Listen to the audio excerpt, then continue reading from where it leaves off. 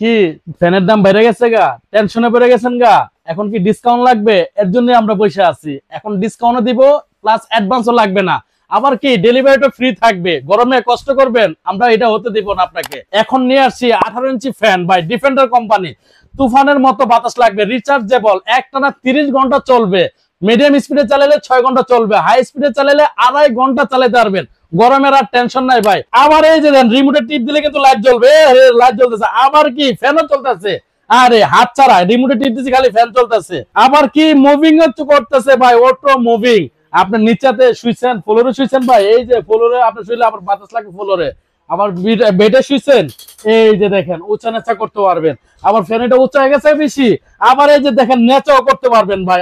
এই দেখেন, এই যে দেখেন নেচা হয়ে গেছে অটোমেটিক। হ্যাঁ ওইটা তো অটোমেটিক লয়ে যা ভাই, দেখছেন। আবার কিন্তু আপনার উঁচাও করতে পারবেন, এই যে দেখেন আবার উঁচাও করতে পারবেন, এই যে উঁচা হয়ে গেছে দেখছেন।